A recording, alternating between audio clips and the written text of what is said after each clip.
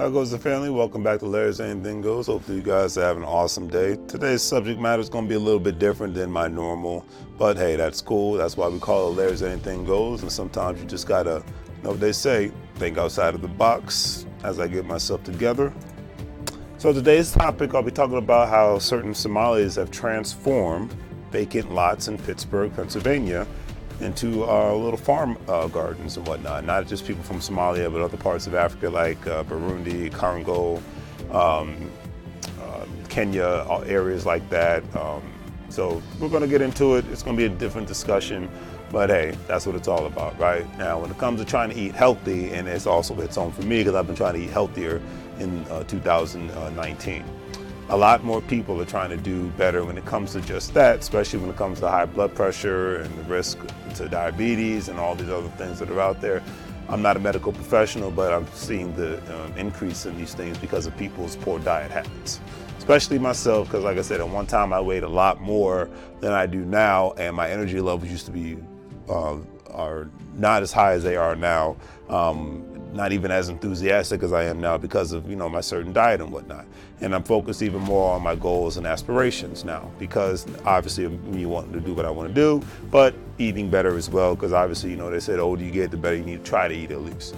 Now, when it comes to getting into better quality of food, that is becoming much more harder to access and much more expensive as well for a lot of people because not everybody can afford to shop at Whole Foods and Trader Joe's and things of that nature. A lot of people shop at Walmart or Safeway or Cardenas or any other local grocery stores that aren't as expensive as the other ones I just mentioned earlier. Now, the article that I came across the other day talked about individuals from the beautiful country of Somalia, mainly like Mr. Abdul Qadir Chirambo. I want to make sure I said the man's names right. Abdul Qadir Chirambo. Had to practice that a couple of times. Now, the beautiful thing is that, and you see him to the left.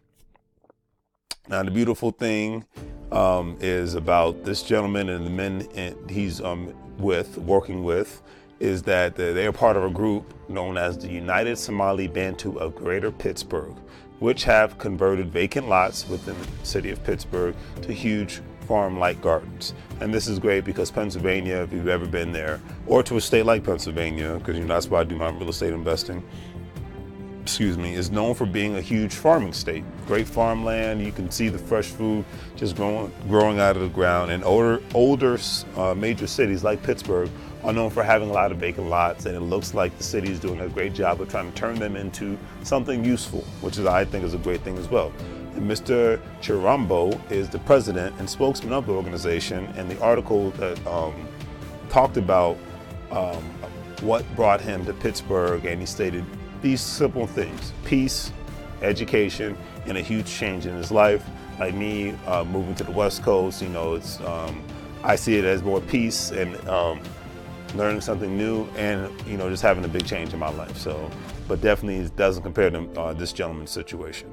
Now, I've always give people who immigrate to the United States or any other place within the Western hemispheres a lot of credit, because not only that, because they don't just come to the I'll speak for the United States. They don't just usually come to the United States just to build just a normal life, but they want to be able to build something of value, leave some sort of a legacy outside of a last name, and not only just memories, but they want to leave some sort of a financial legacy for their families, generations to come.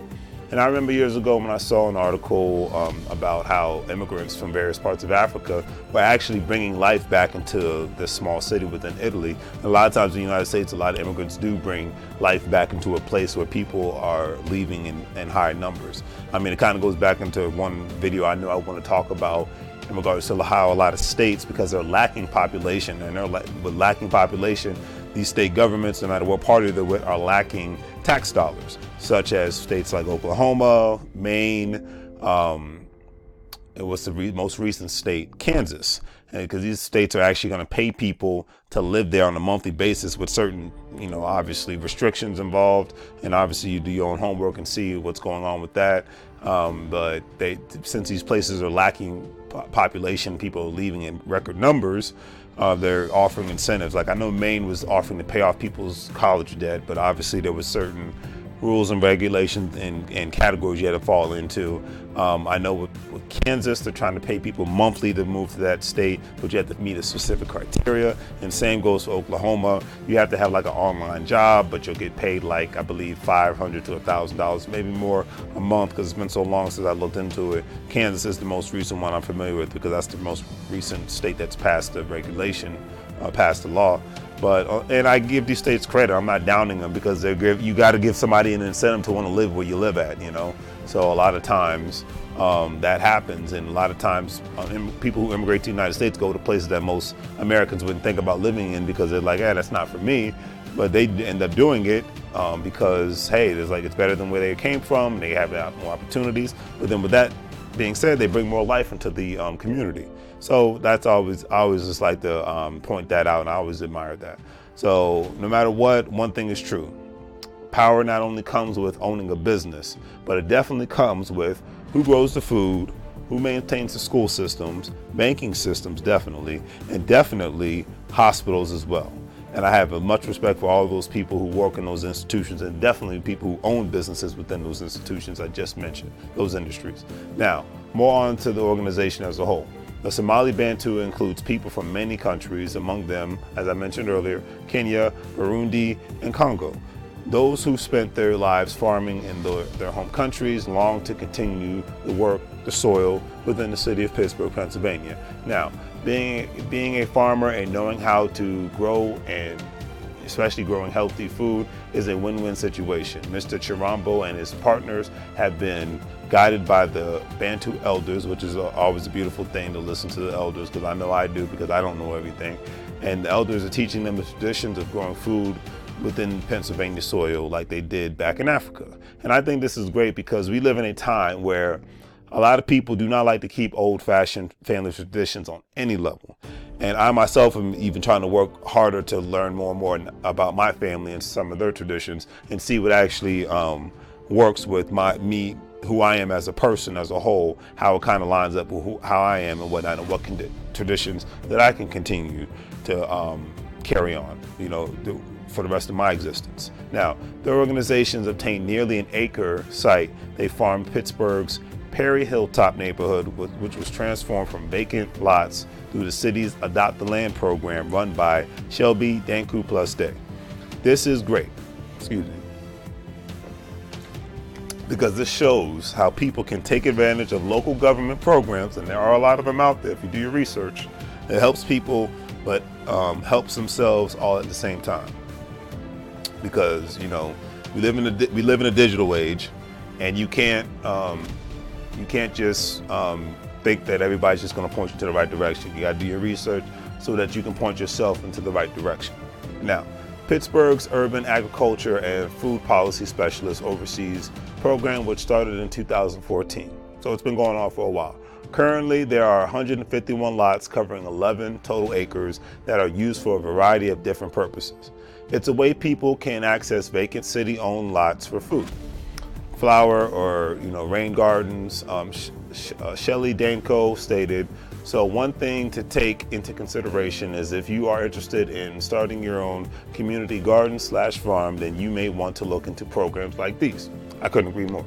The article stated that with the group in its second year, that the largest lush garden is brimming with tall corn plants, okra, squash, tomatoes, peppers, lettuce, cabbage, cucumbers, beans, carrots, collards, etc. Another thing to take into consideration is that the city of Pittsburgh has about 7,000 vacant lots, so it's opened the doors of the opportunity for anyone who is interested. The article stated that anyone can adopt a vacant lot, don't need to be a resident of the city, and the program is free. After submitting an application through the city's website, it states that they will works as long as the work draws up with an agreement to assure that the lot will be used for the right purpose. They have no problem with you adopting it. So remember to always do your homework. Don't just go off of what I'm saying, especially if you reside in the area before you jump into something like this, because there's a lot of work involved. I would only imagine, especially from what the article was stating. So once your application is granted, be ready to go to work. That's all I can say. Go into it with a full plan in mind and with the right people in mind, so that you can handle your business. Now, to end this video, they stated that for the future, they'd like to see more sites like this. The area of interest is food policy and making sure that people of the community are fed, where they have about 63,000 Pittsburghers who are food insecure, the article stated. Having more gardens like this and more communities that do this kind of work is going to help to reduce those numbers, as the article stated. And I couldn't agree more, because that statement is so true. They call a lot of major cities food deserts, obviously because of the lack of food being grown there. There is organization and all the vacant lots that could be utilized to have more community gardens and farms and whatnot, but it takes the right individuals in the community, people who want to do it, to actually get it done. The organization is doing a great job of undoing this, so I wish them well in their future efforts. And remember, the crazy thing is that the fresher food can equal a great profit margin for the right business-minded people, and a significant amount of tax breaks all at the same time, obviously, if you legalize your business, and you can go from there. So there's so many different industries that are out there, and a lot of people are taking advantage of these kind of industries, especially when it comes to farming, because you have a lot of people, you have this big movement of people that just don't want to live a normal lifestyle. They want to be able to do work that matters. I fall in that specific category as well. So I get it, and I definitely respect it. And I just say my hat goes off to everybody who's involved in it and everybody who wants to get involved in it, because farming, no matter where you reside at, it's hard work. And I always give, you have to give respect and credit to the people that handle the food that you eat every day. So it just falls in line with that. So, but anyways, hopefully you guys enjoyed this. It was definitely outside of the categories I'm usually talking about, but hey, there's a business out there for darn near anything. You just got to have the right mindset and be willing to execute. So please please share, check out my online store, especially given the fact that Christmas is 10 days away now. So check and see if there's any items you might want. And hey man, I hope you guys enjoy your holidays. If I don't see you, Merry Christmas, Happy New Year, all that good stuff. Enjoy life. You only get one. You might not be where you're at right now in 2019, but hey, just say to yourself, if you're not where you want to be at in 2019 right now, just ensure that you're at where you want to be, or closer to where you want to be at the end of 2020 this time next year. So take care and have a great day.